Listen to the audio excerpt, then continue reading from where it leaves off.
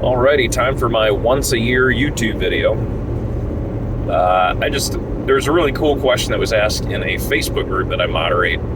Shout out to the Powerlifting Motivation Chat group.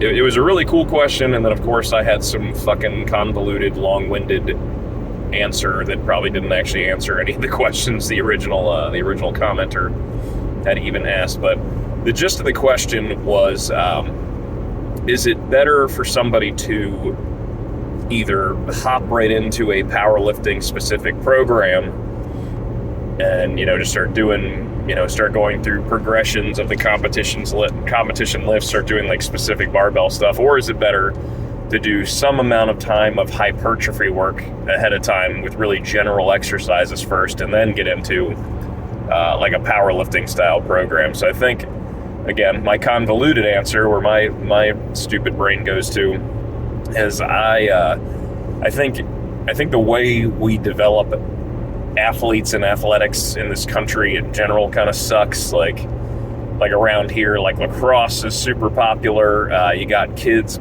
paying thousands of dollars to go to like U6 T-ball tournaments and shit like that. That's insane. Like any year-round sporting endeavor, when someone's younger than 10, especially on like a competitive scale where you're paying for equipment and refs and everything else, is insane. That's like the polar opposite. I wonder why burnout rate is like fucking 80% or something like that when kids get to college. But yeah, so like looking at a country like China and the way they do their kind of athlete selection, even though they've got concentration camps and slave labor and all this other shit going on, they actually do a pretty good job with their athletics. So I guess you got to give them a point for that. So there's not like tons of written information on this stuff. I'm drawing most of this from a seminar that I went to where a former head of their state athlete selection committee and their athlete development committee, or whatever it's called over there, actually talked about some of the stuff they actually do to get kids prepared for competitive sports when they get older. So basically, when kids are super young over there, they are exposed to tons of movement, tons of unstructured play, non-competitive sport games, stuff like that, gymnastics, swimming, just everything you can imagine that's not necessarily a super competitive endeavor. Like there'll be some sport activities where they're keeping score and like stuff like that. But basically this goes on from about when kids can walk to when they're about 6 to 8 years old. So once kids are kind of flagged as, possible like gifted or athletes or have some propensity to some sport or movement or skill or something, there's actually a screening process they'll put kids through. So for example, say you have a 7 or 8 year old with like higher than average bone mineral density.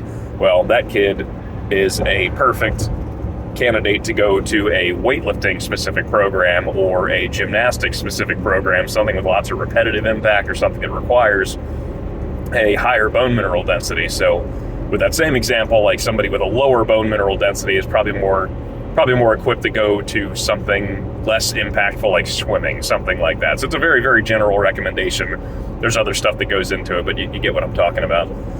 So once I get to that point, only about 20% of their total training volume is dedicated to actual sport-specific training. So like, let's look at like weightlifting, just because that's a little bit bigger sport over there, but it looks like powerlifting is catching up pretty quick. So like, you have these 6 to 8 year olds getting under a bar and learning these movements and still doing about 80% general movement, general conditioning, just working on getting some kind of conditioning, some kind of muscle size maximized over that course of time throughout their lifespan. So this goes on until they're about 12, 13, 14 years old. And then that training still only goes to about 50 or 60% actual sport-specific training. And then you still have 50 to 40% that's still general stuff, like really general stuff. And I'm talking, this is training generalities here. So obviously there's different coaching methodologies, different things going on. This is a general thing that happens. So anyway, and that distribution of work pretty much continues until the life of the athlete is over, where well, especially with China, it's probably they go to the Olympics and either win a gold medal or they come back and their whole fucking family is chained up in a salt mine doing manual labor for the rest of their lives. Who fucking knows? So my answer to the question is, I mean, yes, you should absolutely have some sort of base before you do anything under a barbell, under a heavy barbell especially, and if for nothing else, just to increase your longevity in the sport if you plan on competing for a while or if it's something you enjoy doing. It's I think a lot of people stall, a lot of people burn out, a lot of people hit these kind of plateaus and things like that just because they are not physically capable of handling the workload needed to just go the next level, go a couple extra pounds, or do the workload required to even get stronger. So I know Louis Simmons and other people have beat this fucking analogy into the ground, but a pyramid is only as tall as its base is wide, and that's 100% true. You have a really, really skinny pyramid, really, really poor, not a lot of time spent in actual muscle mass development, not a lot of time spent in like aerobic conditioning and some sport-specific conditioning under certain time intervals and things like that. Your peak of your pyramid is going to get really, really skinny, and then it just can't get any higher anymore, or else it's going to fucking fall over.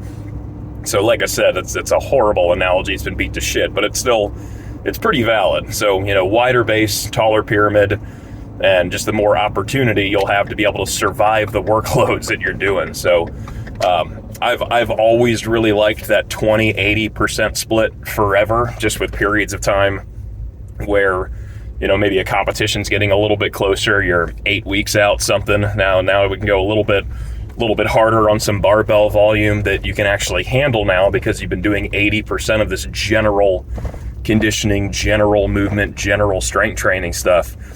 I hope that made sense to that guy. I hope this makes sense now. I just thought it was a really, really interesting question that barred some little bit more conversation. I don't know why the roads are so fucked up around here. Hopefully nobody threw up watching this video, but yeah, cool. Thanks for watching.